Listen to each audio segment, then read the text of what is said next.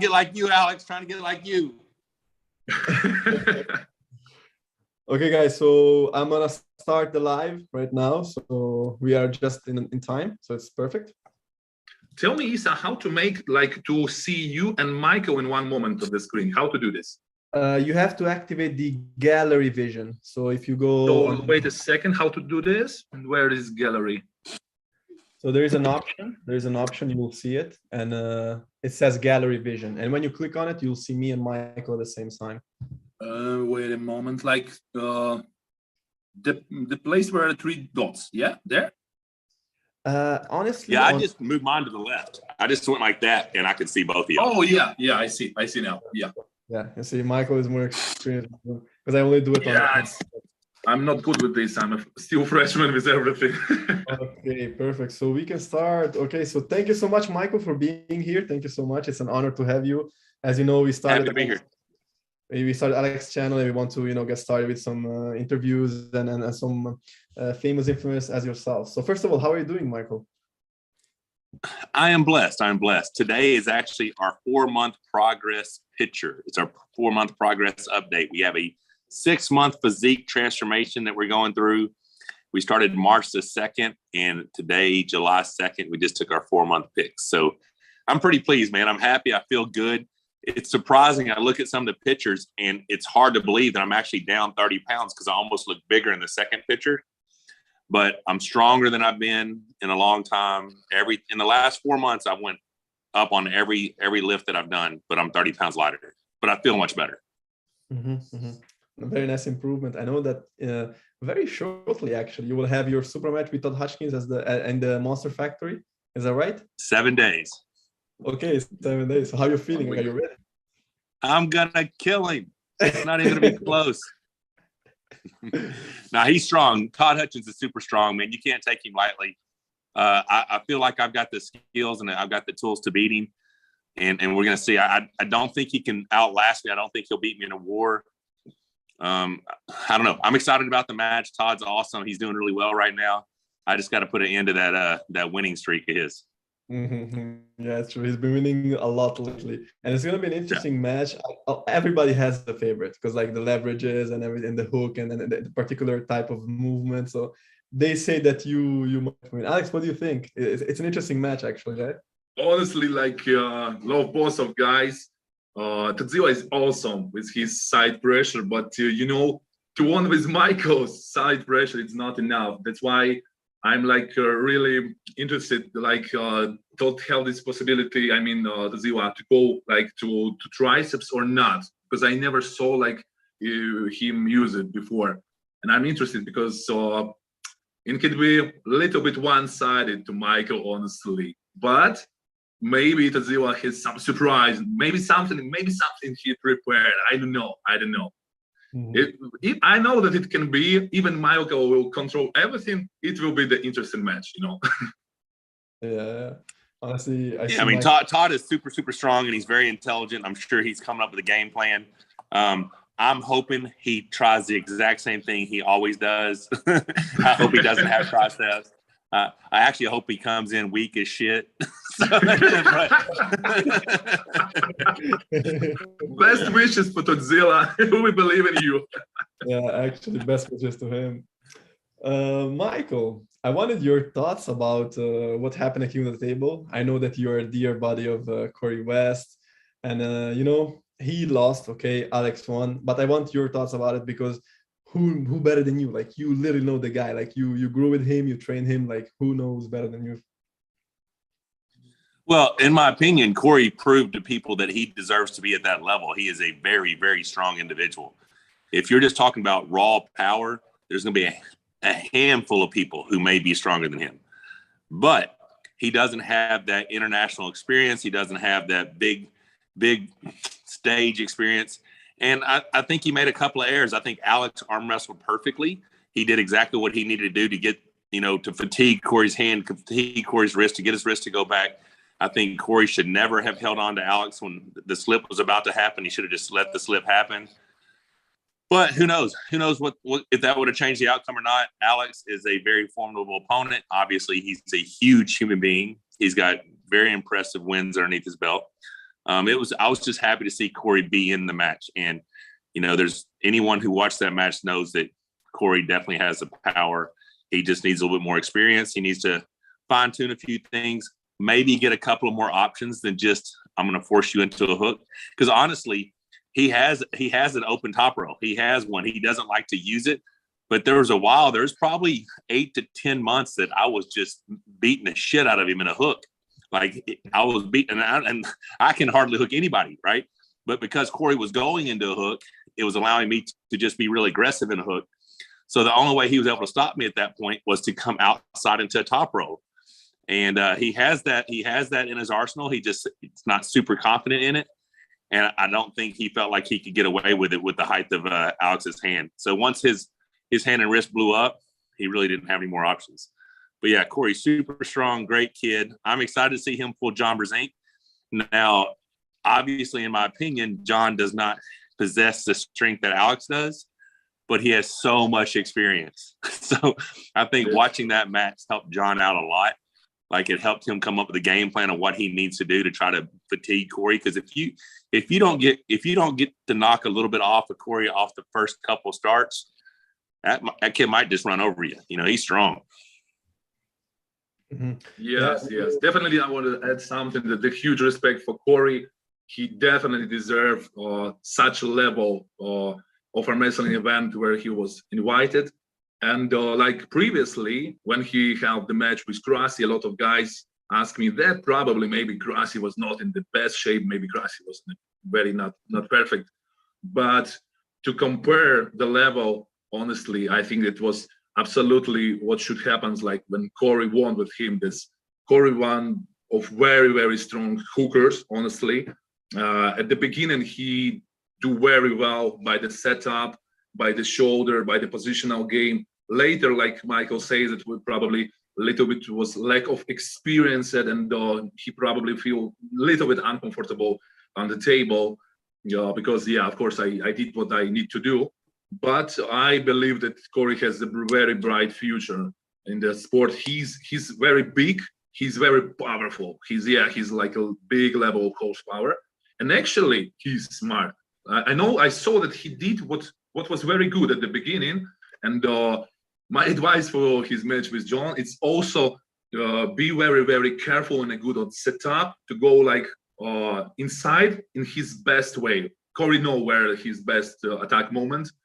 And also like thinking a little bit about defense, because John is very his experience is like the highest level in the world, and Corey needs to understand this, like what will be if John goes outside, how to control his wrist and what to do, because it can be like one match by Corey, and after that John turn the Professor John on and do something special. So but huge respect for Corey, and he's awesome. Yeah. His last match with John was like 3-4 years ago, before the pandemic, somewhere like that. And he was just a baby, like started like amassing maybe 1-2 years just prior to that. And now he's gonna rematch him. Is completely different. He's like a monster now. So it's gonna be very interesting. Well, it was just a practice pull after an event that Corey had won. Corey won the event at this CrossFit gym, this Travis Bajan event. John was there. I was there as a special guest.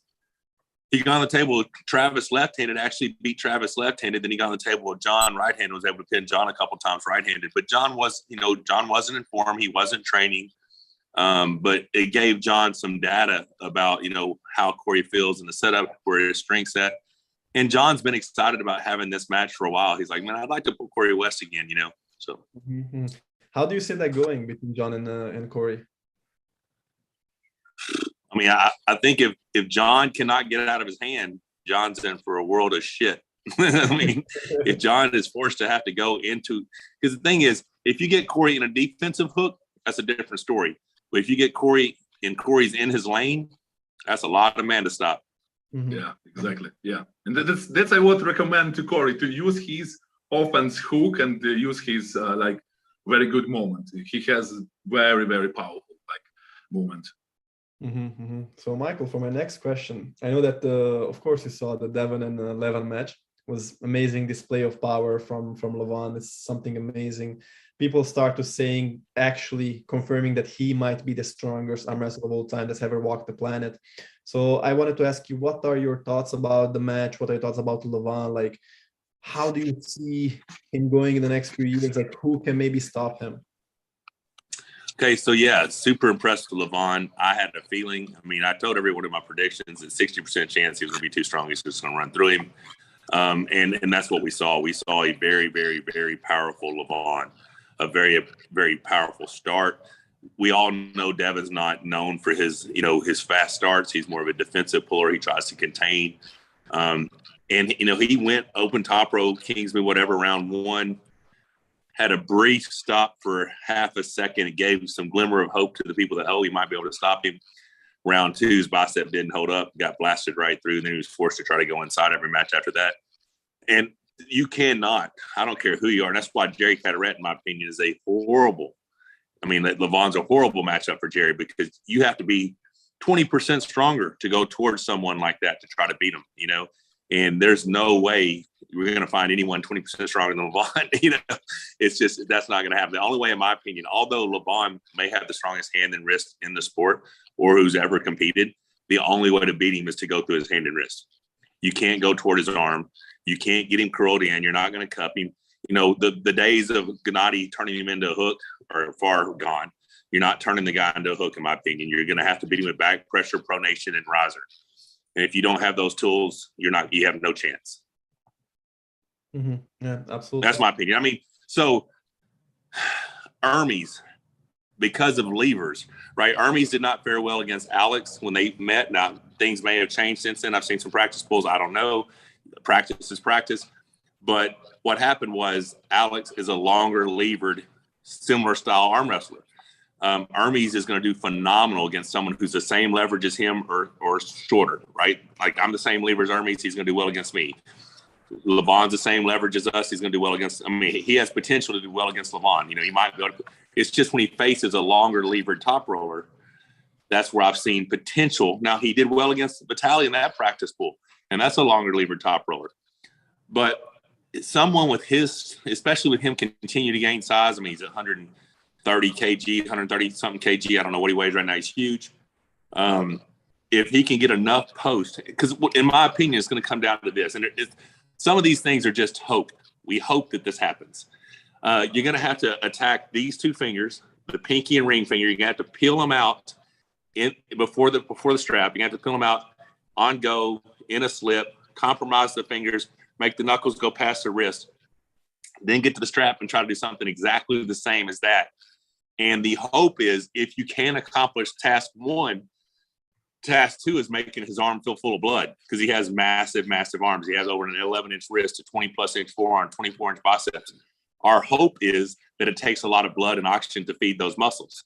So if you can put him in a bind and crack his wrist back slightly, now he has to force at maximum effort, and those muscles feel full of blood. If that's the case, then there's a chance.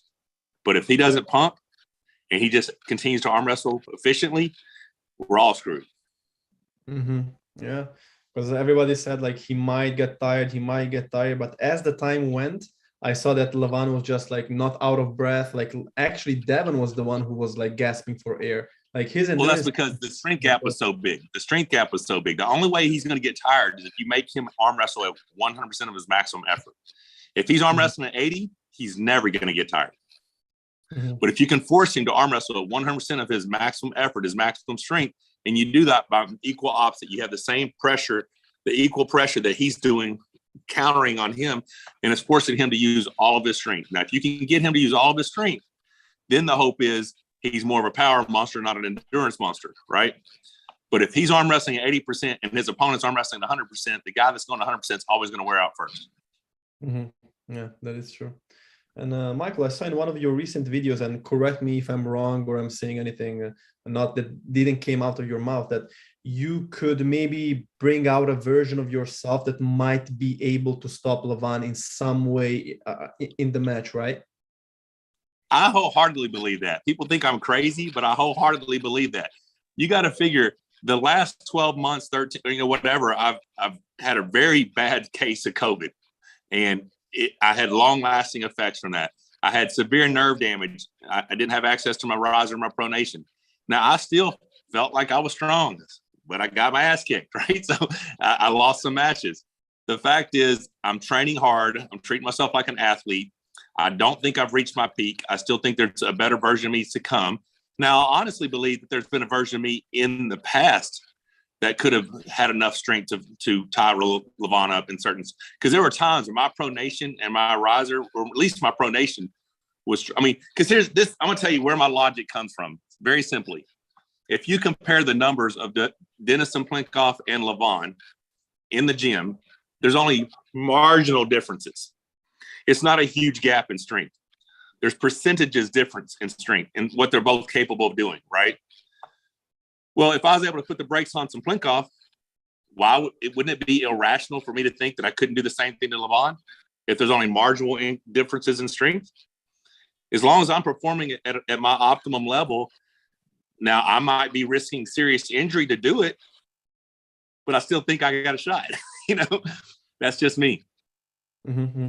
Yeah, because the thing I was also wanted to ask you is, in your whole career, I don't think we ever saw you lose 2 matches back to back. Like I don't think we ever saw that. Like when you lost, it was very, very rare occasions. Like you were the man who stopped Denis Plinkoff, who was like unstoppable. You were the man who gave an incredible match to Andrei Pushkar. Like you were the man for like 30, almost like literally 3 decades. But like lately, we have seen that you have lost a lot of matches. So this wanted to ask you, like, what is happening? Like, why are you losing? Because we never saw that. Like, we never saw Michael losing two matches in a row, or maybe like underperform that way. So one thing that you did see was I did lose 4-2 to Dmitry Trubin. 4 months later, I lost 4-2 to Denis Plinkoff, and then a year and a half later, I lost 4-2 to Andrei Pushkar. So if you talk about PAO matches, I did lose 4-2 3 times in a row. It's just in between those matches, I had other victories, right? I had other wins. I went to this tournament, I won that tournament, I did this, or I did that, or I won the Arnold, or I won the WA, or whatever it was, right? And a lot of that, I don't think my attitude, people are like, oh, you're too nice now. You used to be meaner and more aggressive. I don't necessarily think that's the case. I think I went through a downs period of my career. And whether it's COVID, whether it's the nerve damage, whether it's whatever, I think I'm back on the climb again. And I think a lot of it is just because I feel better. I've twice in my life, I chased size. Like I thought bigger was better. And in a lot of instances, bigger is better for a lot of people. Bigger is not better for me. I was a short, chubby kid growing up, so I don't feel good if I'm overweight. I don't like myself that much. I don't have as much confidence. And I'm a person who performs better when I put the right fuel in my body. Like I can't put regular shitty fuel in my body. I need super unleaded, I need that high octane fuel. So I got to treat myself like an athlete to perform like an athlete. And that's what I've been doing the last 4 months.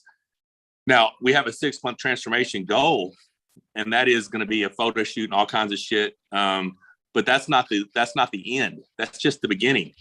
Once I get the excess body fat off my frame, off my body, then I'll just increase my caloric intake, because I'm at about 3,500, 4,000 calories a day right now. So it's not like I'm cutting. I'm just eating healthy. My body's transforming. Once I get leaner, then I'll probably increase my calories to 5,000 or 6,000. I'll try to pack back on some lean quality muscle mass. But as far as all mass is good mass, that does not work for me. So I've chased it twice in my life, and in both times it was an epic failure. When I pulled Andrei Pushkar in 2017, we hung out in his room afterwards. He goes, "Why are you so fat?" He's like, "You're better when you're fit. Why are you so fat?" I'm like, "Well, I wanted to get big because I thought I'd be stronger." And I was like 311 pounds or something. Well, then when I went over to pull Genadi, I was in very good form up until about 2 months out, meaning I was 290 something pounds. I had abs. I looked fit. And come December, something happened, and I just could not stick to my nutrition for anything.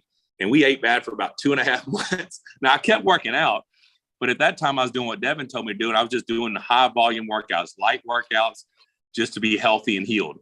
Well, I was healthy and healed, but I didn't have the horsepower I had previously when I was doing those heavier workouts. I might have been bigger, but I didn't have the horsepower. I mean, because obviously, like I said, that was the end of February. March 2nd, this weights that I was doing March 2nd compared to the weights I can do now, like the seated curl, I could do 200 for a single. I did 200 for 8 the other day. I'm doing a lot of powerlifting moves. My squat's up 100 pounds. My deadlift's up 100 pounds. My bench is up 40 or 50 pounds. My overhead press is up 60 pounds. And I'm 30 pounds lighter. So I feel good. I feel strong. Is the best version of me going to be the version you see Saturday pull Todd Hutchins? Probably not. Is the version of me right now the version I think could stop Levan? No. But is there a version that I could become? Yes, in my opinion. I understand. And other than Todd Hutchins, I don't think we will see you compete internationally anytime soon. So when we will see Michael Todd competing again internationally, because I know that you're not in the next East versus West, but I am not. We had Alex and I had spoke about he and I having a match, but we couldn't get it figured out with East versus West. He's got some other opportunities. I don't know if we can get the right promoter to make it happen. So I'm going to do this Todd Hutchins match.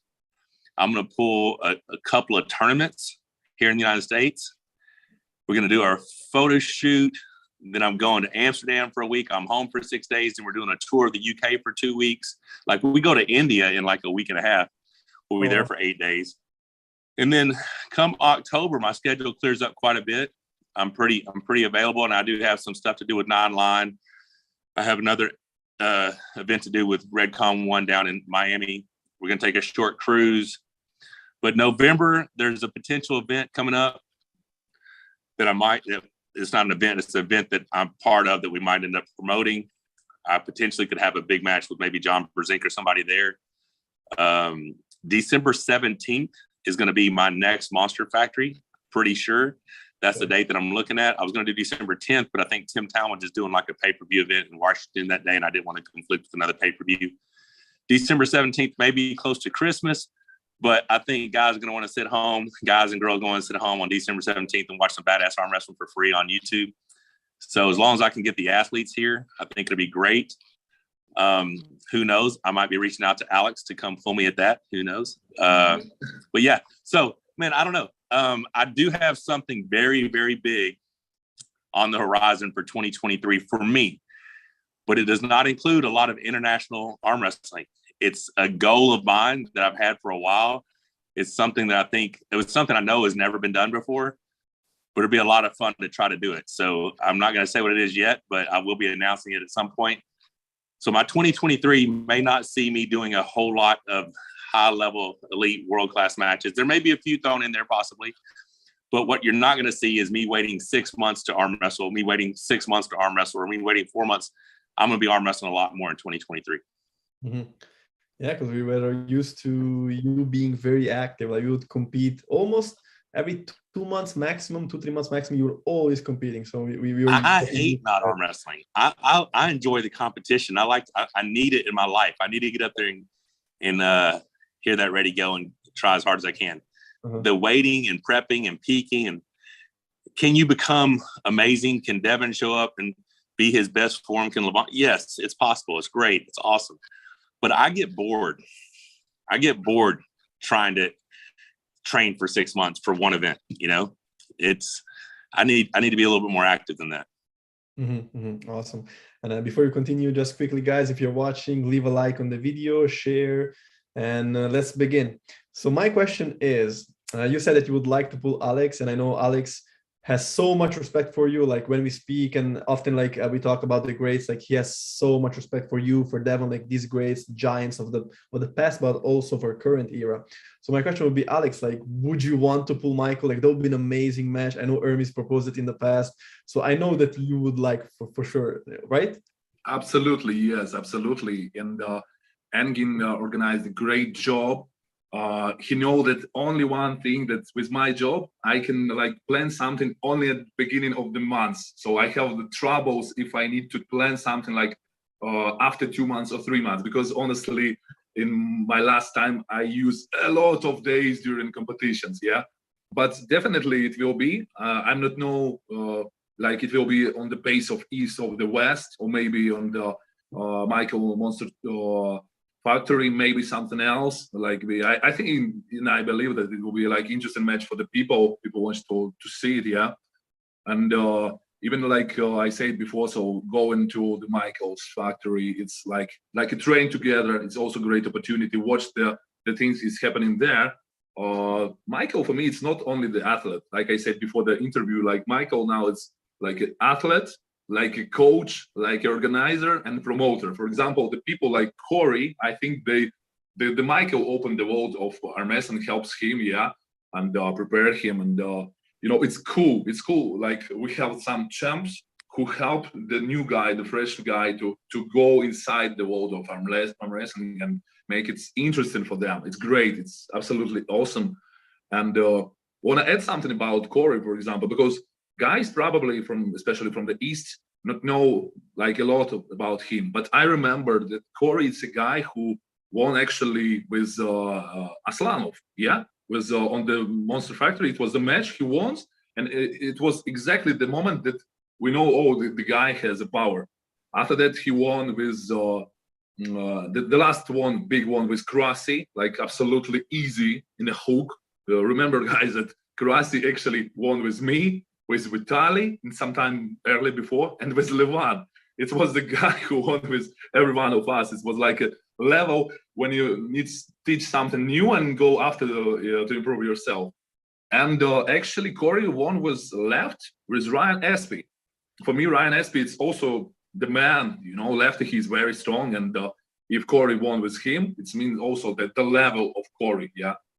So, and I know that he trained with Michael, like Michael says, they are like brothers. It's cool that a wrestling family is growing up and somebody helps you on not only like with training, but support you, believe in you, show you some secrets, and helps you with everything. It's very cool. And that's why I love to go somewhere to share the experience, and not only like seminars, but to go somewhere and train with somebody. For example, like last time in Canada, we also playing with the same to do with Devon in the end of this summer. I will be happy to go also to train with Michael, because it's something very special when you go somewhere to train. It's something which makes you happy. If you love and you do what you love, it makes you happy.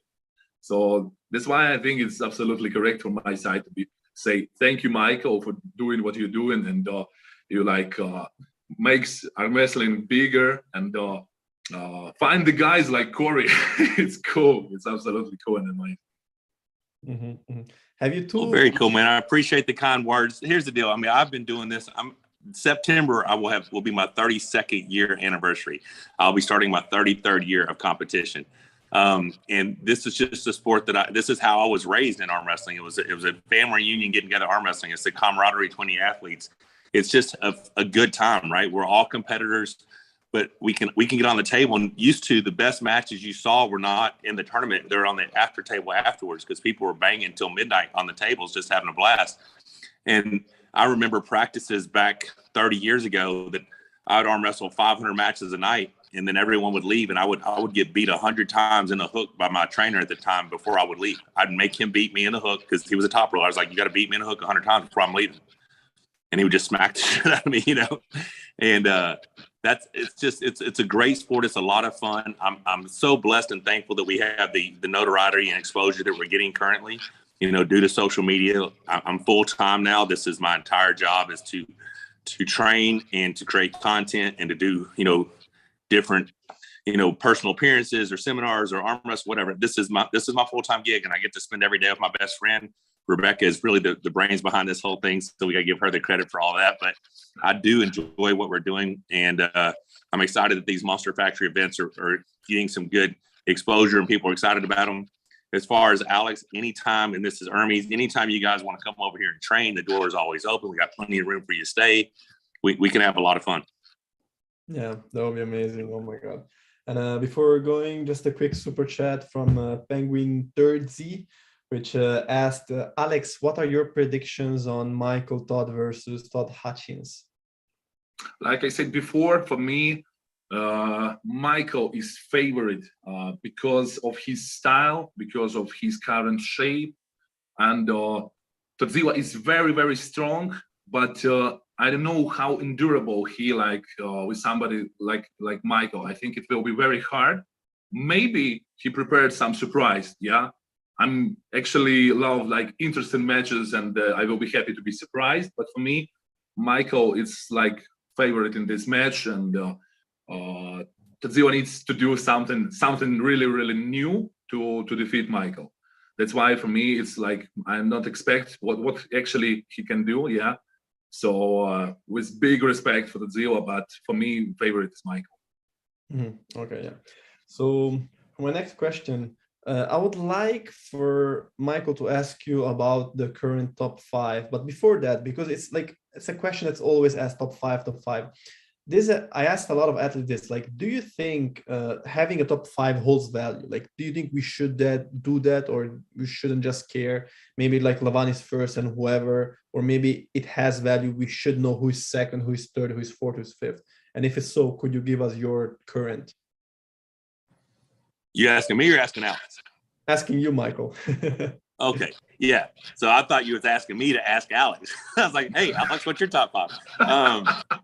So, yeah, obviously Levan is number 1 until proven otherwise. The other stuff is we don't know. We can give our opinions, but your question was, do we need to know who's second, who's third? Well, we don't know. Because, the people who were second and third haven't arm wrestled each other. What we do know is that Dave beat Alex. Alex beat Ermes. Ermes beat Genadi. Genadi beat me. Genadi ended up beating Dave. You know what I'm saying? So, and are those still the outcomes that would happen now? If Alex was to pull Dave again, would the outcome be the same, or has Alex came up with something different? We know that Dmitry Siliev beat Vitaly, and he got a decent paycheck for doing it. But was Vitaly training like he normally was? So is Devin number 2 in the world? Well, if you ask me right now, certainly not, because his bicep just got injured. So he's not even top 10, I mean, you can't, it's just, if you're looking at current form, it's got to be Levan. Ermes looks extremely impressive right now, but we haven't seen him compete since he pulled Genadi. So we've seen practice pulls, but we haven't seen an official ready go. So is he number 2, or is Dave number 2, or Alex number 2? I don't know. I mean, in my opinion, you got Levan, and then you have a whole group of other people, right? I would love to pull Genadi again, because I don't think that happens to me again. I think I win. But if I'm really good enough to beat Genadi, then I'm in the mix. I'm talked about as one of the top 5 guys in the world. It's just most of the data we have is all past performances, right? I'm not the same guy that lost to Genadi in February. Whether or not I could beat him now, who knows? We know Dave just lost to him in May, but Dave beat him convincingly the first 2 rounds. Could he change something up and win that 3rd round? Because if the same match happens round 3, we don't even know Genadi's in the match. It's just Genadi got the stop round 3 and changed it. He turned it all around. If that stop happens 1 round later, there isn't a round. It's over. Dave just won 3-0. So there's so many variables. I think there's a whole group of us currently that are marginally there's a whole group that on any given day, the outcome could be different, in my opinion. And then you got Levan as the outlier. Now, of that group of people, who is willing to do what it takes to take on Levan? I think there's a handful of us that are crazy enough to try it, in my opinion. I think some of them are like, fuck it, I don't want none of that shit. But I'm not that guy. I want to find out. I want to know if his wrist can be cracked, if I can pronate through it. I want to know. I know I can't do it currently. If given the amount of time or training or whatever. I mean, I want him to come over. I'll go to Georgia just to grab a hold of him to find out, because I just want to find out, And if I go practice with him and he destroys me, then I know, okay, well, there's no need for me to try to prepare for this guy because I'm not even close, right? But yeah, so Levan is the top guy. It could easily go Ermes, Alex, Dave, Genadi, any order. And like I said, you can't even count Devin right now. You cannot put somebody in there whose arm is black and blue. Mm-hmm. Now if we're going what if it was a performance? What if the condition he was in when he pulled? then he's probably in the mix. You know, we don't know. We just know that he wasn't close to Levan. Even his best form wasn't close to Levan. So does that mean he's closer to Alex, or he's closer to Genadi, or he's closer to Ermes? We don't know. And unfortunately, right now, we're not going to find out because he's injured. So it's a lot of it is still so much speculation. We can guess, but at the end of the day, all we're doing is guessing. We know Levan's the man. Then, like I said, Alex, Ermes, Genadi, Dave. And then you got the next tier, which is going to see. And in my opinion, you have to call it the next tier. It has to be the next tier, and that's going to be Prudnik, Morozov, Todd Hutchins, John Brzenk, all that stuff. Mm-hmm. Yeah, I think Rebecca just asked me where do I put Revaz. Revaz is actually really good. Like he's actually really good. Yes. I 100% won that match. I just didn't get for it. But it's my fault that it went the way it went, in my opinion. I had a strategy and I did not stick to it. I should have went to the referee's grip, got a referee's grip, strap, and everything. Round one, I was extremely dominant, and then I got overconfident, and I didn't go to referee's grip, and either he got a better setup or he changed something or whatever. But before you know it, I'm getting bent wrist pressed. You know what I'm saying? Like, oh shit, you know, because the whole point was I just wanted to beat his hand, because everybody said most people said I couldn't beat his hand, that his hand was so good I wasn't gonna be able to beat his hand. Well, then I took his hand from him, and I kept forgetting that he was very long and he could bent wrist press halfway across the table. So that didn't work out for me. But yeah, Revaz is in there. I believe I'm in there before that next tier. I really do. I think it's especially a healthy me, or where my current form is. We'll find out. I mean, we'll find out whether I'm in the tier, the top tier, or I'm in the tier with Todd Hutchings, or I'm below Todd Hutchings. We're going to find that out in 7 days, you know? Mm-hmm, mm-hmm. Yeah, it's good. I think it's the right way to think about it. Like, it's so difficult making 1, 2, 3, 4, 5, 6. It's just like Levan is this, like, untouchable for now. First tier, second tier, and third tier. That's the best way to organize the athletes, in my opinion. Also, by the way, best wishes to Rebecca. It's nice to hear. And yeah, she's upstairs. I think she's probably putting together her transfer progress picks. I'm telling you guys, my picks are pretty impressive. I'm gonna be honest. My March 2nd to July 2nd, pretty impressive. But if you look at hers, you're like, holy shit, that's a different person. Like, it does not even look like the same person. It's so fun because we were talking about it this morning. She's like, because she said it, she never expected to get back into this shape again. Like, because she could have stepped on stage many a times in her life and done women's physique, fitness, whatever. And, you know, we got 4 grandkids. We're getting older, you know, we enjoy food a lot. So for her to get back into this form, and knowing that we still have 2 months left before our final form is revealed, it's really inspirational, motivational. So yeah, I'm super, super proud of her. But yeah, she's probably upstairs doing her side by sides. Yeah, that is amazing. I know you have done things like this in the past before, like transformation pictures and challenges. I know that you used to this kind of thing, you and Rebecca. So yeah, it's awesome. I can't wait to see those pictures, by the way. My next question would be, so actually before that, like I would like to ask you for Revaz, because he's going against Derek Smith. My opinion, I don't understand anything, but I think might be a mismatch. So what do you think? And I know people says that Revaz is like now motivated to become like the guy who will maybe go in the first tier and maybe have a shot to Levan in the future. He has the frame, he has the size, he has the strength. He might be in 1-2 years be that bad dude. So what do you think about that? I think Derek Smith is a huge man himself, and he's got a lot of potential. I do think that Revaz is a big ask. I think that's a big ask for him. If he pulls out the victory, I will be hugely impressed. And I'm not saying it's impossible. I just think Revaz is going to have a better hand. And I definitely believe he's going to be more versatile. For some reason, if he was to lose his hand, he's very capable with the bent wrist press. I have never seen that type of commitment out of Derek with the bent wrist press. So in my opinion, Derek has to win with a top roll or a frame committed hook, where he just commits his frame and goes into a hook. I think both of those are potentially bad options for him going against someone who's equally as long as he is and probably a more experienced, better arm wrestler. Mm-hmm. Okay. That's just me being honest. I like Derek a lot, and I think Derek's got a bright future. Yeah. I just think this is a big ask for him. Yeah, he is like, Revaz looks like a bad dude, and he might even become better and better as time goes on, because he was like not training, quote unquote, retired like before he fought you, and he came back like just a few months prior. So it's gonna be interesting seeing him top shape in the future. Also, Alex, I know you pulled with Revaz, and you're about the same size, right? Yeah, guys, honestly, like a lot of guys forgot who is Revaz, but I remember it was very cool. I pulled with him at last Zloty Tour 2017. Yeah, I pulled with him at the Moldova Open Cup, and I remember actually very good that Revaz. It was the guy who pulled with Levan, and he was the last man who gave to Levan very tough match. You probably remember it's Walsh or Europeans, I'm not sure, but it was very tough match for Levan. Yeah, absolutely. And I remember when I in the Moldova, I was in a good shape.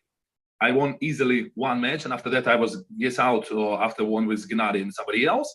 And I remember that Revaz was still very endurable. Yeah, so he is strong. He has a very good hand. If somebody not top road him very fast, he very good in long endurable match. And he actually pretty good. He is big. I'm not maybe he a little bit less tall like me, but his frame also is big. And I remember that he has a very good hand. And if he also improve it more with what he can do, absolutely, he will be very, very tough opponent for everyone, I think. So based on the statistic, what he already did in the past, and we can expect what he can do in the future. Yeah, so Revaz is awesome. He is big, and also he has a very good training partner, because I know that he trained with Genadi, and he have possibility to train with Levan.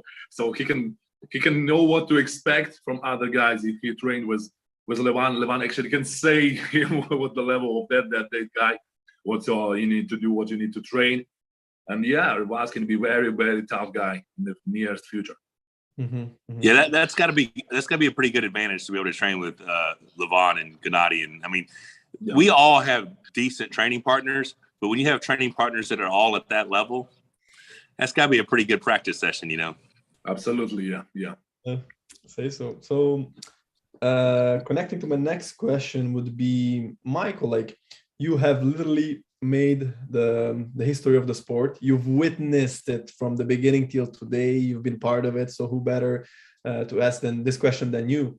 So do you think, like, right now the USA is getting maybe dethroned from the best country in the world as far as like arm wrestling goes? Do you think Europe is taking over? And the trend that we are seeing now, do you think we will be seeing it in the next few years? Because, for example, like you, Devon, I'm counting North America, right? Dave Shafee, John Brzenk, Todd Hutchins are getting, like, with all due respect, a bit older. So maybe in the next 5-10 years, you will not be competing as high level as you are now. But you have these youngsters, like Ermes is 29, Alex is just 30. You have like Morozov, the Sporongs, all these guys, like upcoming young talents. Levan is just in his mid-30s. So do you think America, like, do you see America fading out of the map in the arm wrestling scene? And if so, if you see some bright talents in America, who are they? Okay, so I don't see America fading out in the scene. I do see the current wave is leaning more towards Eastern Europe, or Georgia, or whatever, however you want to put it. And maybe not in Eastern Europe, because Ermes is from Italy, so just Europe in general. Yeah, so Corey turns 32 this week. Okay. On July 7th. He'll be 32 years old. Chance Shaw is just a kid, like 23 or something. Now, Chance, in my opinion, does not have the frame to be the world's best super heavyweight. I mean, I just don't. I think he's getting much, much, much, much stronger. I just think his frame's going to be too small. I think there's going to be too many people who are either Alex's size, Levan and Corey's size, or, I mean, I think you're either going to be at the land of the giants, or you're going to have mass monsters like Levan and Corey that are just not normal, right? Derek Smith, we want to talk about Derek, but Derek's 35, 36 years old. You know, I mean, like I said, I'm 49 and I still don't think I've hit my peak. I don't think I'm the best me that I will be. I still think I'll be better. But who knows? And it also comes down, does each person still have that drive to become better? Yeah. You know, me being the best I've ever been at 49 or getting close to 50 is not because of anything other than my sheer desire and disgust for losing. Like, I hate how it feels to lose, and I want to be better. If you lose that desire to aspire to become better, then I can't tell you what your future holds, right? So maybe you do peak at 35, maybe you do peak at 38, because that's where your interest lies. And then at some point, you no longer are interested in chasing that dream. But currently, it does not look good for the United States. I mean, if you're talking about the age of the athletes and the up-and-comers that we have versus, and you're still comparing the United States versus basically the rest of the world. It's not quite fair. You know what I'm saying? Like, you guys, I mean, Morozov, like, you know, the Sporon, Ermes, Alex, you guys have got years of experience under your belt already. And it's not years of local tournament experience. It's years of international experience. And that's the difference. Having that international experience, and, you know, you've had a lot of ready goes. When you pull EAFs or WAFs or whatever, you get a lot of ready goes. You go to the local tournament, you might have 4, 5, 8 guys in your class. You don't get a lot of ready goes. Then you get practice pulling. Well, practice pulling, most of the time, you're a strong guy. You're just letting them pull on you. You're not getting to hit on them, you know? So just having that experience, 5 years, 10 years of European experience could equal 10 to 20 years of North American experience. I mean, honestly, if you look at it from that perspective, now guys like me and John and stuff, I mean, in 2001, I pulled 35 tournaments. So I got a bunch of ready goes that year. You know what I mean? I'm the guy who just got in the car and drove and traveled and loved it. And you don't have as much of that anymore. You know, too many guys now are concerned about how much money they're going to make, or does this tournament pay, or whatever. You know, we get caught up in, I mean, so also social media has been amazing for arm wrestling, but it's also hurt the sport in the way that everyone wants to be a superstar.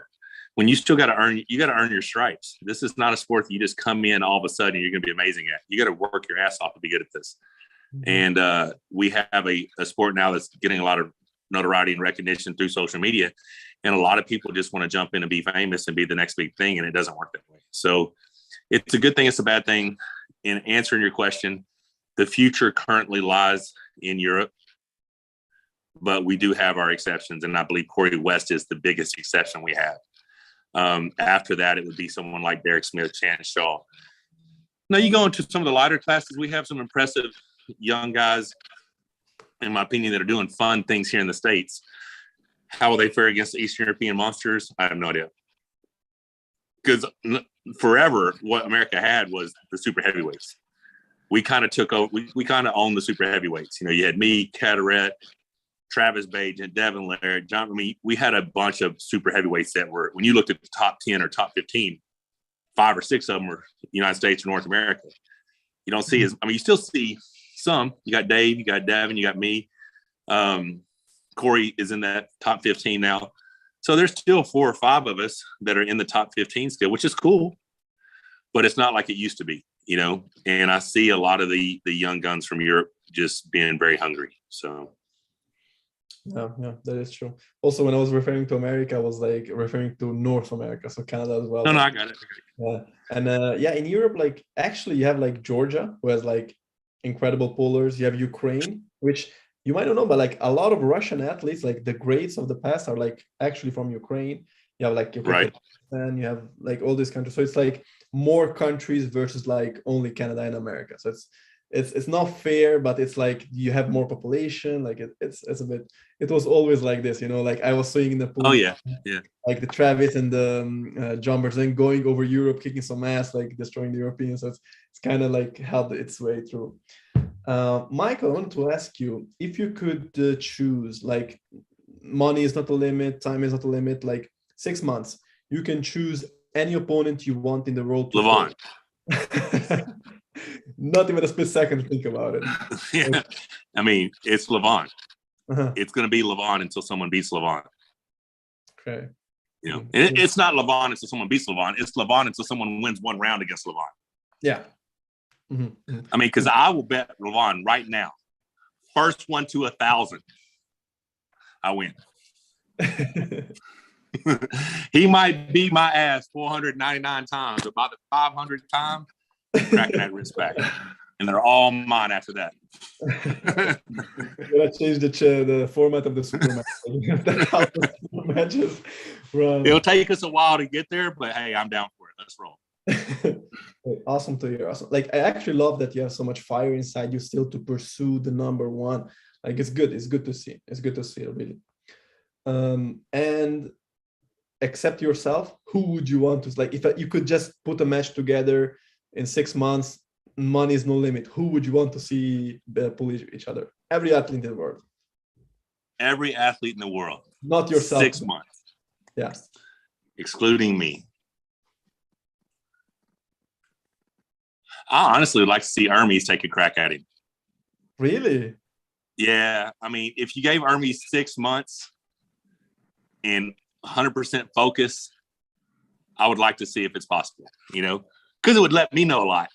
You know, like, okay, maybe I should, maybe I shouldn't. But outside, there's several. So Ermes taking on, and a lot of them are going to be people trying to take on Levan. I have never got to arm wrestle Alex, so I don't know how strong Alex is. But if I could gauge where Alex is at currently, Alex in 6 months could be interesting because of his sheer size. And I'm telling you, it's going to be an outside arm wrestler. It's going to be someone who will commit, live or die on the outside move. If you're not willing to hang out there and die, you don't have a shot against Levan. It has to be an outside move. And John Brzenk disagrees with me. He thinks you have to turn him in and take him. I'm like, that is never going to work. That's not going to work. He is too strong. And I don't care how big and how strong his hand is and how it just clamps on you like a vice. That's the spot you got to go after. You have to attack it. And you have to attack a very specific lane, in my opinion. So Alex would be cool to see. Man. Jerry will get murdered. I think Jerry will get his arm broke. Oh my God. It's fucking horrible. Jesus. I don't want to see that match. Seriously, I don't want to see that. That's bad. Oh my God. In my opinion. Let me think. Someone that I like a lot, just because he's young and fiery and hungry, is Morozov. I like that kid. Like, and he's jacked. Like, he's really jacked. He is. But I don't know what his level is. I know it's higher than Derek. I know that it was less than Prudnik, but that was 4 months ago. So is it still less than Prudnik? You know, I'm seriously, what happened in February doesn't matter now. Damn sure what happened 13 months ago against me and Devin is completely irrelevant. You know, because people are like, well, recently Devin beat you. No, he didn't. He beat me 13 months ago. That's not recent. You know what I'm saying? Like, now if you want to talk about recent, Genadi beat me in February. Still, in 4 months' time, I'm a completely different person now than I was 4 months ago. It's hard for people to believe that, but it's true. And that's what happens with consistent training, and that can happen to anyone. So that's why I say Alex or Ermes in 6 months, if it was 100% dedication, no distractions, money was no object, pharmaceuticals were no object. I mean, you know, you could do anything you wanted for 6 months. Man, if you gave me a whole slew of doctors, I will crack you in 6 months. I'm telling you, just guinea pig me for the next 6 months and it's over. But yeah, I don't know, man. I love arm wrestling. I'm a fan, so there's a lot of stuff I'd like to see, I'm sure. Okay. Before going ahead, guys, thank you for your super chats. We really appreciate the support, but be really aware that if you super chat and ask some offensive question to our guest, they will not be read. So take that in mind, please. Michael, I wanted to ask you about the, Jerry and Genadi match, which are upcoming. I asked about it to Levan, and in his mind, he says 0 chance for Jerry to win. 0. Like the way Genadi pulled is like 0 chance. I know you pulled both guys, so who better than you to answer this? So I don't like to say 0 chance on anything because I'm a firm believer that anything is possible. So 0.00, I'm just kidding. I don't know. If Jerry gets into his lane, Genadi's in trouble. but I believe Genadi has enough side pressure off the start to knock him out of his lane. So Jerry never gets set. If Jerry gets set, he wedges in there really, really tight, and most people are in for a long day. But we've seen when he went to Zloty and stuff years back that there's certain lanes. Ron Bass done it. Travis Bajan's done it. John Brzenk's done it. If you can push his side pressure past his point to where he gets to get his position in, he's relatively easy to beat. I think Genadi most likely possesses that strength. Mm-hmm. Yeah, it's going to be an interesting match. Also, Alex. But if Jerry wins, it sure throws a wrench in the mix. We're all, because he's never even been close to beating Dave Chafee.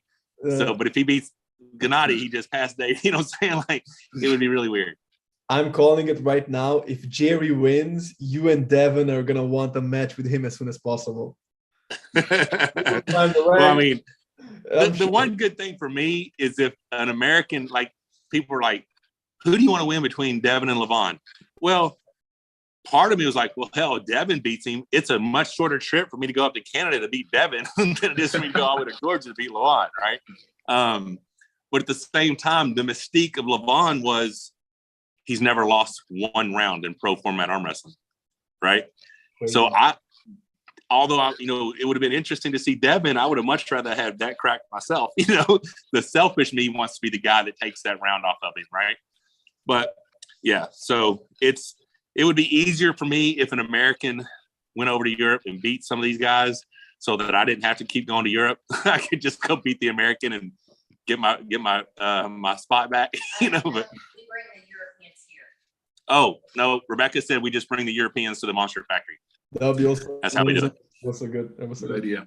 Yeah. Also, that Ermes has said it in the last 6 months, like 6, 7, 8 months. Like, he says that if there is a guy who might take a round from Levan, that's you, because like maybe with the King's move and the actual, like, somehow you might be able to take a round from Levan. That's you. That's what he always says in the last few months. Yeah. I mean, honestly, and as unrealistic as it seems to the arm wrestling novice, right? The spectator, the fan of the sport, who only goes by wins and losses. There's a lane that potentially could be available to me if I'm willing to let my arm snap and I'm willing to let my bicep fall off the bone, and or I'm strong enough to get the stop. When you go into a match with someone as strong as Levan, you have to be willing to let those things happen. Yeah. I mean, yeah. You got to be willing, right? So, and I'm telling you, if someone's like, listen, here it is, July, January, you're pulling Levan, wherever, get ready. I will go into that match with 100% certainty that as soon as they say go, I'm going to try as hard as I possibly can to put the brakes on that big fella. Mm-hmm. Mm-hmm. Wow. Shit, I want to see the match. Like, the way you talk about it, I want to see the match now. Oh, God. Okay, Alex, I haven't asked you this, but let's see. 6 months, money is no limit. You get $10 million, okay? You can pull anybody. Well, you didn't tell me I got paid $10 million. What are you talking about? Who would you want to pull? Anybody in the world. You can choose. Like, the main goal is never change. You want to pull the guy who is number one in these days. So it's Levan. Absolutely Levan, of course. Uh-huh. About, like, if you ask me really, honestly, I think it's maybe more than 6 months. Maybe takes 1 year, maybe even more, but I really believe it's possible because, Levan, to be where he spent the years, like, we remember that, for example, he was in the amateur career, like, who with Arif, who with Krasi, who actually with Sabine Badulescu, who with everybody. So he also learned this, like, when he lose, sometimes he built himself bigger, improve himself very much in a good way. Also, he's smart. I remember actually the match in 2012 or 13 in the Europeans when the Polish athlete Jan Żołczyński won him the triceps on the left, actually, yeah.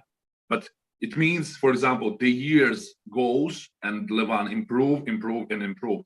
And I respect these guys who this number of years in the sport, for example, like Vitaly, like more than 17 or almost maybe 20 years in sport. Wow. Yeah, Levan at least more than 13 years. Yeah, for example, that's why I believe that such a guy, for example, like Corey West, me, and somebody like also who like only 5 years in the sport, like serious, that these guys who are talented, that they can improve, and yeah, one day, but then they can be there. Because if you even watch the photos of Levan like 10 years before, and now you will see the huge difference. Yeah, absolutely.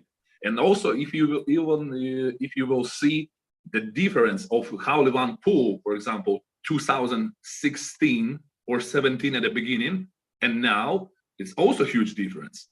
So he's very talented, he's very big, but he's also spent years to be where he now. So yeah, it's absolutely like real, I think. And maybe in one day we will saw even bigger version of Levan. Next guy who will be 200 kilos, I don't know, 2 meters and 10 centimeters high. It can be something like that. Yeah, never say never. Michael, before keep on going, we want to know, how was your timing? How much time can we steal from you still, or do you have to go? Like, how does your schedule look like? I have no idea what time it is now. What time is it now? How long have we been on? It's we've been live for 1 hour, so okay, maximum 30 more minutes, because I'm gonna have to eat again. Good. And also that is true, because Alex, like you're a high level arm wrestler. You went to the top very quick, but you're like relatively new, like 5-6 years in the sport. So it's like good to see that you're progressing in the future. You have a lot of space to grow, as also Corey does. And also about Levan, like it's very like when we refer to him, it's like everybody speaks about him being unbeatable. Like there is no lane, there is no chance. And that's really demotivating for fans, because like, okay, we see him like, okay, 6-0, doesn't matter. Like you can see it, you cannot see it, it's going to go that way. And also for the athlete, because like they're going to think there is nobody who can beat it. And it's not nice for the sport. Like we need competition. And I truly believe that in the future, maybe 1, 2, 3 years, somebody will rise to his level and might be able to compete with him head to head. Maybe it's going to be Alex, maybe it's going to be Ermes if he goes to 140, 150 kgs, maybe Vitaly or Silaev, if they're truly motivated to get incredible size. That might actually happen. It's true. Like I don't want to see a war in arm wrestling when like there is a guy who is unbeatable and the rest is like just trying to catch them. It's not nice. But on that note, do you think Denis Cyplenkov prime, Michael, could do something about Levan? Okay, so like I said earlier, their strengths in the gym are very relative. The issue is the leverage and length and size of Levan versus Denis. Denis was a smaller frame human being. Even his peak, he was 310 versus 400, right? He may have had the same size arms, but they were shorter arms. They were more hook dominant arms. Now you have a guy who is a hand dominant arm wrestler. He's an outside puller. He's a very, very proficient arm wrestler. Could prime Denis slip, strap, Kings moving, put the brakes on him? Possibly. It's definitely not impossible. It's definitely one we would have loved to have seen. I don't believe Denis can ever get back to that form. It's because I don't want him risking his health to do so. But if he could, I would definitely be front row wanting to watch, right? But yeah, I don't think there's a huge gap in their levels. I just think that Levan's probably the better arm wrestler and the bigger human being, in my opinion. Mm-hmm. Yeah, that is true. And how do you see that going, Alex, between Levan and Denis in their prime? Actually very interesting question, because I remember when I pulled with Scott Mendelson in the same stage that they Levan pulled with Dima Trubin, yeah. And actually a lot of guys that they put like Dima like a favorite of the match, and Levan surprised a lot of guys that when he won like 6-0 with Dima. And Denis pulled with left with Devon that day. Both of them was in a very, very, very cool shape. And of course, I have him in photo. I remember I was standing in the middle and I was thinking, oh, I really will be happy to watch their match. Even that day, I was thinking about that. But for today, if you ask me, yeah, what the problem? what the problem of Dennis? Because in that day when he won with everybody, he was like not have any motivation to be bigger, stronger, or something else, because it was enough. It was enough to dominate on the world of arm wrestling. He was the best. For example, for today, when we speak with Levan, it's also like for today he know that it's enough to be one of the best. Could he will be like even more? I believe yes. If somebody go and pull with him very hardly, I believe that Levan can add something, add even be more technical, more like powerful, add something like, you know. It's also about motivation. Motivation gives you a lot of things. When somebody kick your ass, you know, and after that you go and train harder, you know, you become smarter. You have this motivation, wants to come back and be best version of yourself. It's actually very cool. It's very cool. And I believe like for Levan, it's, we speak actually, you remember, it's even a little bit not interesting. When he pull like in this way, he also put the big goal to be unbeatable. Even one round, he don't want to lose on his professional career. And if he pull too easy with everybody, like he remember he says that probably in 1 year he goes out from the sport, go maybe to the movie or something else, because he also wants to be motivated. He wants to be prepared for something interesting, for something special. But like Michael says before, yeah, I'm absolutely agree with that. That we need to remember that Levan spent years to be this version of Levan. For example, maybe in the years, like I said, somebody of us of today, guys who like still freshmen in the sport, like 5 years is nothing compared to 20 or 30 years. Be bigger or stronger, but in a few years, maybe in 3 or 5. Yeah, why not? Nothing is impossible. I just believe that it's cool that now arm wrestling is growing up. I believe that now it's growing up really, and you know, it new people comes and are in our sport, and bigger events are happening, and it's very cool times. Awesome. Mike, I wanted to ask you this question, and it's so interesting because when you ask this kind of thing, like you never know what's going to be the answer. I'm really curious about it. If I were to ask you, what is your proudest victory? What is the match that you hold like a medal? 2012 January Andre Pushkar. Did you win that? The first one that you won, or the second? Is the first one. No one. I was the Arm Wars heavyweight world champ. He was the WAF world champ, the PAO Intercontinental champ, and every single poll said I would lose. Ingen did a poll, and at best I had a 20% chance of tying 3-3. Every single poll said I would lose. Igor and them contacted Neil and said, I got $1,000 that says Andre 6-0 sweeps Michael. Neil called me and told me, I said, take that bet and tell him I'm winning 6-0. And I won 6-0. Did you beat Andre 6-0? Oh, I didn't know about it. Okay. Yeah. How you can know? It's everyone like encyclopedia of arm wrestling. Everyone watched it. Yeah, I'm so ashamed of myself. I know that. How many times you fought? 2 or 3? We arm wrestled 2 super matches, and we pulled round 1 of the 2016 Zloty. Unfortunately, my wife told me I was training too hard and I needed to stop, and I didn't listen. And October 19th, I tore my left lat. 12 days later, I tore my right pec. 20 days later, I pulled Zloty. I was black and blue from my waist up. Yeah. Okay. But I still pulled because they had already bought my tickets for me to come over. But yeah, so the Andre Pushkar match, round 1, we broke the straps. Yeah, I remember that. Yeah, the broken strap. And then they tied it back. They put it back together, and we broke the strap, and it flew about 15 feet out into the audience. And they only had 1 strap. So they tied a knot in the strap. Wow. Yeah, and I ended up winning 6-0. You gonna show you before and after? Hey, Rebecca. Nice to see you. Good to see you. Good to see you, Rebecca. Okay, Michael. Not for. Yeah, she just came down and is showing me her side-by-side pictures I told you she was working on. They are unbelievable. I'm about to show you guys. Can we see them? This is gonna blow your mind. Are you ready?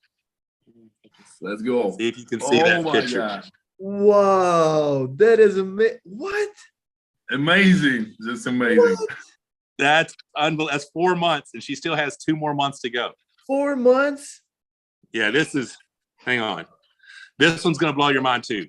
That's a lot of booty. This is a whole lot of booty. Oh, yeah. Wow. Yeah, it's a huge difference. Very That is huge difference. amazing. It's unbelievable. Like I got my wife I married back from 10 years ago. You know what I'm saying? Like, actually, it's 8 years. We've only been married 8 years. But yeah. Good investment by your part now. He says a good investment by my part. Yeah, it's awesome. And see, that's what I'm saying. When I'm doing this, like, she's stronger. You look at her and you're like, well, you're down 30 pounds. But the thing is, it's 30 pounds of unhealthy weight. It was 30 pounds of unhealthy weight that was on me. I perform better. I breathe better. I'm stronger. I'm a better athlete. This is the same thing she's doing. It's just people get so caught up with size is what's most important. And I heard Alex saying if they became bigger, became stronger. Yes, that is a factor a lot of times. But John Brzenk has disproved the size matters theory forever, right? It's how much strength you can pack into that body, how much strength you can pack into that frame.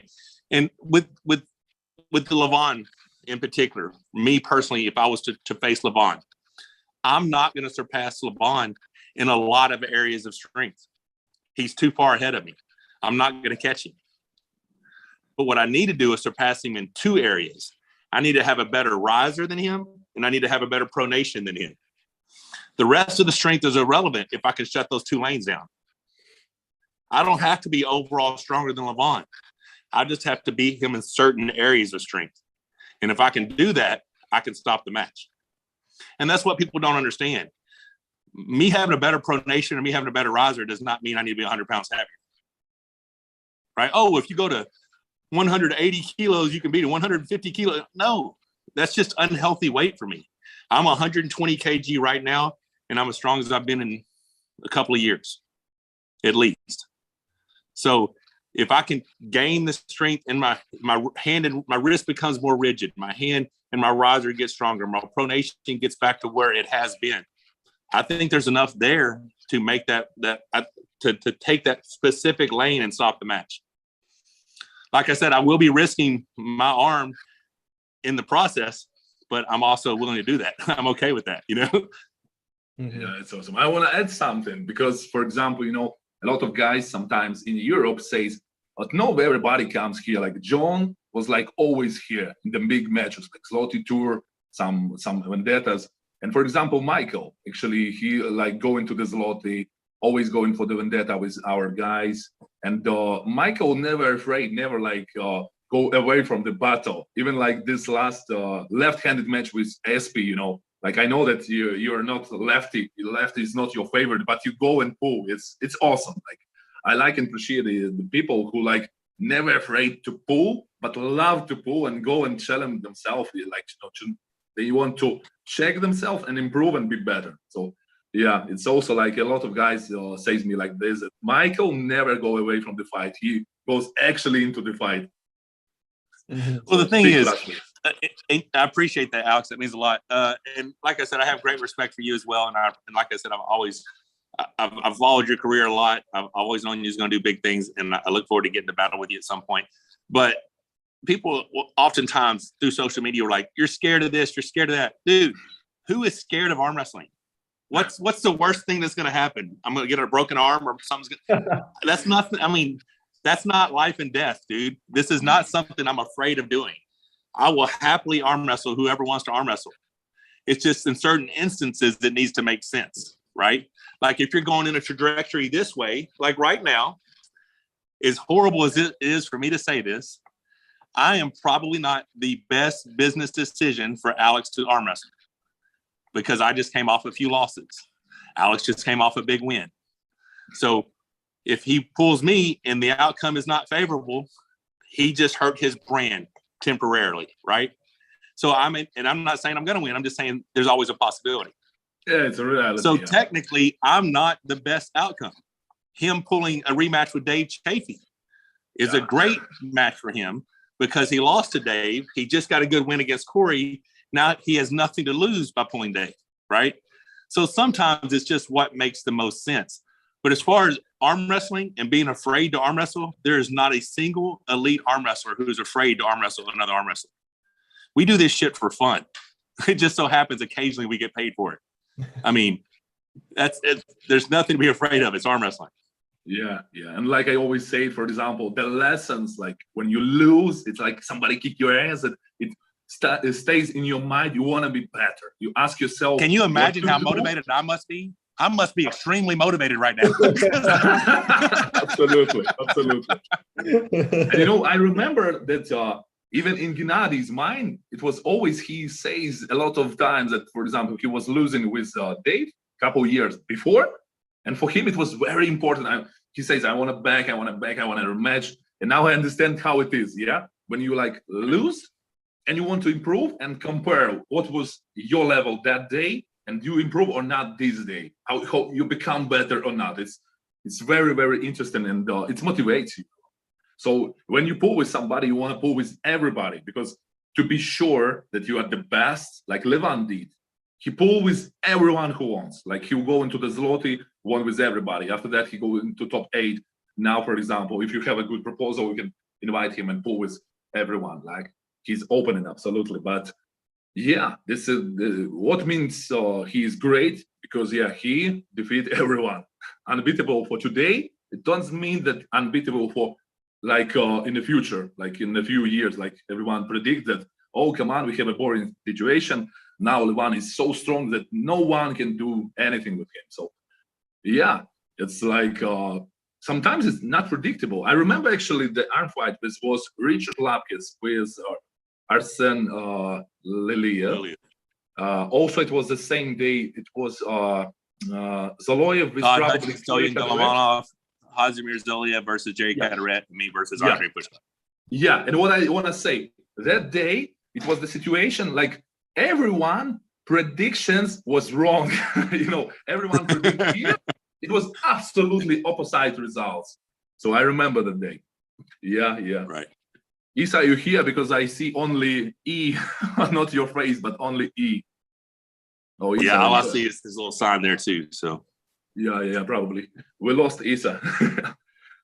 I don't know if you are in the stream. I want to ask you about, for example, your predictions on the nearest match, and one of the most interesting matches everybody asked, like about Todd Hutchins and Evgeny Prudnik. What is your expectations and what are your predictions? Well, what I would like to see is me totally destroy Todd Hutchins in 7 days, and then him go totally destroy Prudnik. That would be awesome. Yeah. But it's what you want to see. But what's like the answer if you ask in your mind? So here's the deal. Answer. I think Prudnik has more options. I think he's fundamentally the better arm wrestler. I just don't know if he has the same amount of horsepower that Todd Hutchins does. Yeah. And I know that sounds weird, because there's been times that he's flashed through Todd Hutchins, right? Like didn't he flash Todd Hutchins? Yeah, flash spin very fast. Yeah, it was. Yeah. So that lane may still be available, because I plan on flash spinning Todd Hutchins. So that lane may still be available. Who knows, right? If your hand and wrist are strong enough and you can turn Todd Hutchins' palm up before he gets to apply that crazy side pressure, you might just crack him straight to the pad. What I believe is, for Prudnik to win, he's going to have to take control of Todd very quickly. And if he does not, I'm going to tell you what, Prudnik has been in wars. There was an EAF match back from like the 85 kg from years ago. That was like 7 minutes or some shit. So the guy can go and go and go and go. But what people don't know about Todd Hutchins isn't his crazy side pressure that makes him hard to beat. It's his ability to apply back pressure with the side pressure that makes him very difficult to pull back from an offensive position. When you're in a defensive position with Todd Hutchins, it's not like anyone else you've ever been in a defensive position with, because it's not just, I'm going to drag through this side pressure, then I'm going to back pressure, then I'm going to transition around. He has got back pressure and side pressure locked down. And once he gets you over there, it is a very difficult position to come back from, because he's applying all those pressures statically, like they're holding pressures, right? So there's never really an opening. Like a lot of times someone will apply side pressure, so then you get to attack back pressure. But if they attack back pressure, you get to attack. But he's holding all those pressures simultaneously, and it makes him very difficult to pull back from a defensive position. If Prudnik does not get him out of the way early, I see Todd Hutchins winning in the war. I see. And I have one more question about the girls, because everyone speak about the boys, and you know that it will be like a queen of the table, like this match between the Gabi Vasconcelos and Egle Waikuta. Who like your favorite for you, and what is your expectations? Okay, so had Ekle been more active, I would say she's the favorite. But I've not seen her since 2017's Lottie. Yeah. I don't know if she's competed since then. I have no idea. But Gabi has.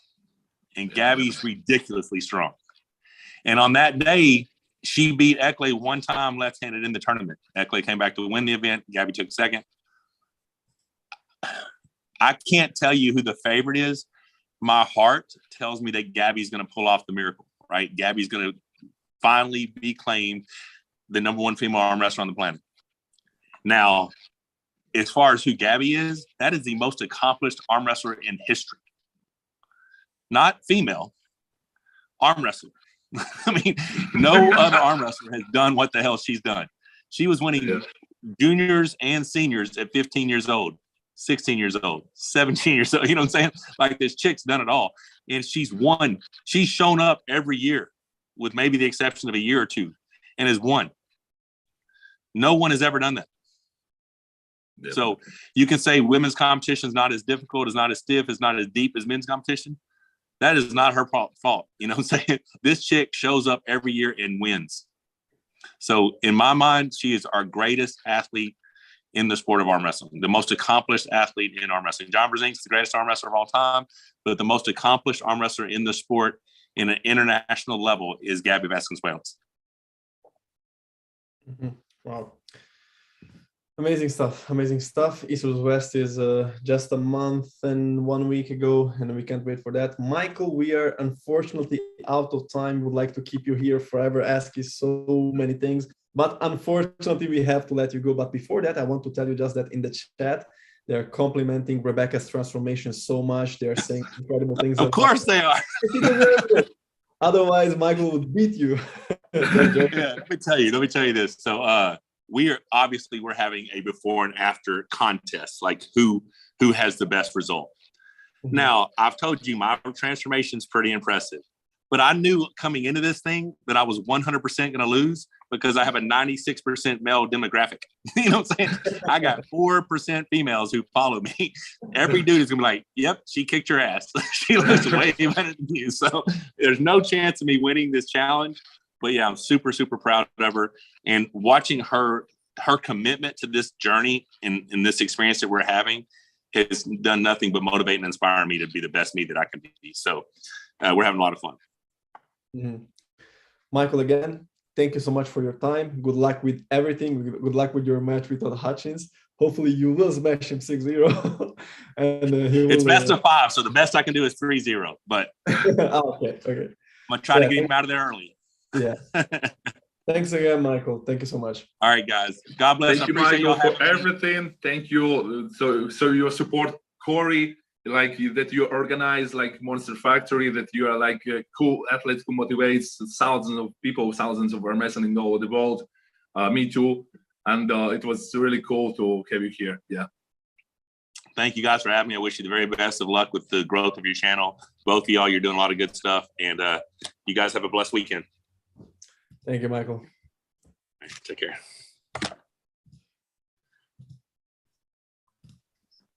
Okay, and the live